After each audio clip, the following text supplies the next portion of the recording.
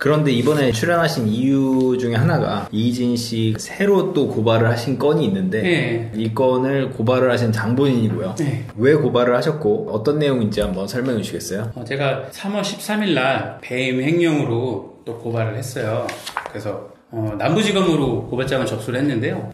이 사건이 이제 이슈가 끝나고 판결이 나서 관심이 없어진 것 같더라고요. 그래갖고 남부지검에서 안양으로 가더라고요. 사건이 성취가 돼갖고 안양에서 다음날 바로 또 중앙지검으로 넘어와요. 그래서 중앙지검에서 다시 강남경찰서로 넘어와서 그래갖고 한 3개월 이렇게 돌다가 5월 말이었나 이제 5월 말에서 6월 초였던 것 같은데 이제 제가 가서 이제 고발인 조사를 이제 받고 왔거든요. 그래서 배임 횡령으로 제가 문제 삼았던 부분이 뭐냐면요. 이희진 씨가 2015년도 채널 A 거기에 풍문으로 들어오시고 땡땡 해주시고요. 거기서 고소비용으로 왜 땡땡으로 해요? 나가도 되나요? 이희진도 괜찮지 않나요? 이희진도 실명을 까는데 풍문으로 드로쇼 거기 나와서 채널A에서 고소 비용으로 8억을 썼다. 그게 이슈가 돼서 기사도 낸 적이 있었거든요. 그래서 이게 2016년 2월 8일날 기사가 나갔었더라고요. 그래서 이거를 파악을 하다 보니까 이 고소 비용을 이희진 씨 회사에서 납부를 한 게 아니라 이희진 씨 동생 이문 회사 있잖아요. 미래투자 파트너스에서 그걸 대납을 해줬더라고요. 고소 비용을 네. 이희진 씨의 법인이 아닌 이문 씨, 동생인 이문 씨의 법인인 미래투자 파트너스에서 대납을 해줬다. 그렇죠. 이희진 씨 모든 형사적인 고소 비용을 다 대준 것 같더라고요. 그게 증거가 없으면 저도 이거 소제기를 할 수가 없었는데 제가 증거를 찾았습니다. 어떻게 찾았죠? 제가 노력을 해갖고 찾았습니다. 여기저기 수소문을 하고 그리고 많이 사람들이 저한테 제보를 많이 해주더라고요. 그래갖고 이걸 취합을 해갖고 제가 이희진 씨가 3월 7일날 출소를 했잖아요. 사실 그때 출소한지 몰랐거든요. 제가 3월 13일날 남부지검에다 소장을 접수를 했습니다. 그래갖고 기소가 됐잖아요. 다시 빨리 구속이 됐으면 좋겠어요. 너무 지금 병풍으로 계속 모셔두셔갖고 제가 질문을 이제 드릴게요. 일단 첫 번째 이슈가 이런 경우는 꽤 흔한 것 같아요. 법인이 자기 회사와 관련이 없는데도 불구하고 자기 회사의 어떤 문제 때문에 누군가의 변호 비용을 대주는 경우. 그러니까 일반적인 경우로 이렇게 횡령 이슈가 생기는 거는 대부분 그 회사의 임직원이 어떤 형사적인 이슈에 빠졌을 때 그 변호사 선임 비용을 회사에서 임직원의 변호사 선임 비용을 대신 내주는 경우.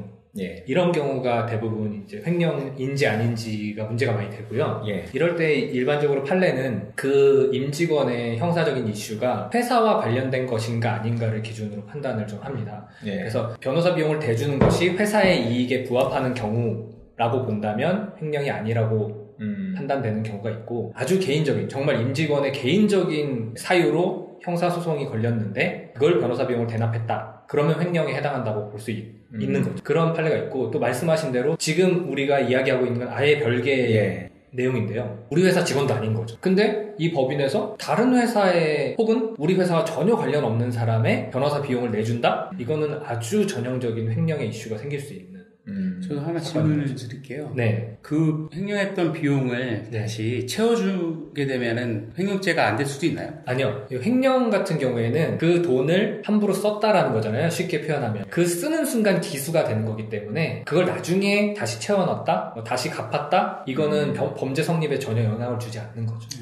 만약에 그 법인이 사실은 내 차명법인이었다 라고 한다면 어떨까요? 실질적으로는 우리 회사나 마찬가지였다. 그렇다고 한들 원칙으로 돌아가도 그 개인의 이슈, 뭐 예를 들면 그 악플러들이 나를 지칭해서 괴롭힌 것을 내가 고소한다, 나를 모욕한 걸 내가 고소한다 하면 자기 돈으로 사실 고소장 작성 비용을 지불을 해야 되는 거잖아요. 그런데 결국에는 아무리 차명 법인이었고 내 법인이었다 한들 그 돈을 갖다 쓰는 거에서 자유로울 수는 없는 거죠. 차명 법인이면은 좀 그 죄가 경감되는 측면이 있나요? 만약에 차명임을 인정하면 그래 이거 사실 내 거야 이러면 그걸로 뭐 경감되고 이러지는 않을 것 같고요. 횡령이 인정된다면 그 법인이 내 거든 남의 거든 사실은 중요하지 않아지는 거죠. 다만 이게 횡령죄가 성립하는 경우라면 이 횡령죄의 주체가 누가 되는지가 중요한 것 같거든요. 지금 고소 자금을, 고소 비용을 뭐 8억 정도 들였다고 하는데, 그럼 그 돈을 지금 그 이희진 씨가 운영하는 회사가 아닌 이희문 씨가 운영하던 회사에서 돈이 나왔는데 그 자금 집행을 누가 했느냐, 그 주체를 일단 선정을 해야 그 횡령을 누가 했는지가 결정이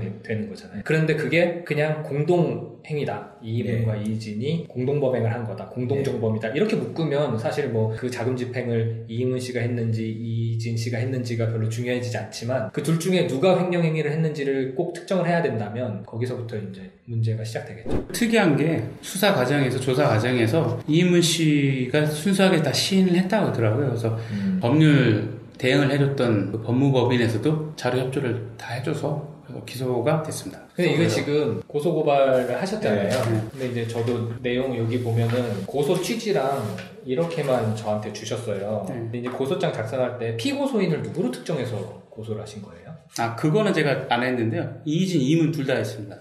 피고소인을 둘 다 특정해서. 그러면 이 횡령 같은 경우에도 공동정범이라고 생각하고 횡령을 고소를 하신 거죠. 그렇죠. 네. 그럼 일단 공동정범으로 고소를 하셨기 때문에 둘이 우리가 흔히 말하는 공동정범은 인격체가 별개지만 한 몸처럼 보는 거거든요. 제가 누굴 때렸는데 오른손 주먹으로 때렸다고 해서 이건 오른손 주먹만 잘못한 거야 라고 하지 않잖아요. 네. 이런 것처럼 공동정범은 그냥 한 인격체이기 때문에 둘 중에 누군가가 공모가 있었고 누군가가 행위를 했으면 함께 행위를 한 것을 본다 라는 개념이기 때문에 공동정범으로 고소를 하셨다면 두 사람이 같이 공모해서 횡령을 했다 이렇게 인정될 여지가 있는 거예요. 네, 같이 처벌받는 게 좀 맞다고 보고 있습니다. 기소 안 될 가능성은 극히 적다고 보시나요? 이게 그런데 이제 수사기관에서 이렇게 판단을 할 수는 있죠. 예를 들면 공동정범으로 기소를 했으나 이거는 뭐 동생이 자발적으로 자기네 회사 돈으로 형 변호사 비용을 대줬다. 그리고 형은 그냥 받기만 했다. 라고 하면 동생이 자기 법인의 돈을 함부로 쓴 거니까 동생만 횡령죄에 해당한다고 볼 수도 있을 거고. 그러니까 이제 두 사람 중에 누구를 횡령죄의 주체로 볼 것인가에 대해서는 조금 수사기관의 판단이 남아있는 영역인 것 같고요. 다만 그 행위 자체, 그러니까 법인의 비용을 변호사 비용으로 썼고 사실 이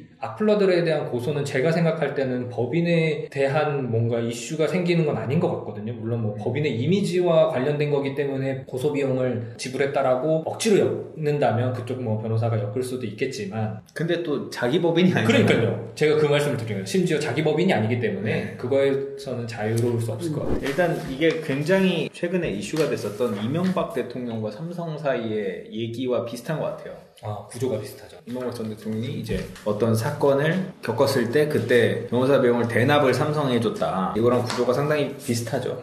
돈을 준 사람이 그러니까 횡령을 한 사람이 이희문 씨라고 특정이 된다면 이희진 씨는 딱히 처벌을 받지는 않는 거네요. 횡령죄라는 게 이희문 씨에게만 적용이 되니까. 그렇죠. 횡령이 이희문 씨한테 적용이 되면 이희진 씨는 그 횡령한 금액을 취득한 사람이 되는 거잖아요. 예. 그러면 그 범죄로 인해 발생한 그 수익을 취득한 것만으로는 공동정범에 해당하지 않는 이상은 처벌되지 않을 수 있고요. 그 뭐 수익이 예를 들면 지금 이희진 씨가 뭐 공무원이었다. 뭐 그러면 뭐 뇌물 같은 걸로 판단될 수는 있겠지만 이희진 씨는 그냥 공무원도 아닌 일반 타인이기 때문에 뇌물의 이슈도 없고 받은 것만으로는 처벌받기가 쉽지 않죠. 그런데 공동정범으로 볼 가능성도 꽤 있다고 보시나요? 그렇죠. 일단은 고소를 하실 때 일단 피고소인을 2명 다 특정해서 횡령 고소를 하셨고 그렇다면 일단 수사기관에서는 그 피고소인 2명이 공동정범에 해당하는지 여부를 반드시 판단해 볼 거기 때문에 그리고 관계가 좀 특수하잖아요. 모르는 사이가 아니고 형제잖아요. 그러니까 형제 사이이기 때문에 더더욱 공모관계가 있을 수도 있다라는 생각을 가지고 수사에 들어갈 수 있겠죠. 만약에 둘 다 기소가 된다면 이런 의미로 기소가 됐을 것이다 라는 걸로 볼 수 있겠네요. 그렇죠. 예측입니다. 예측.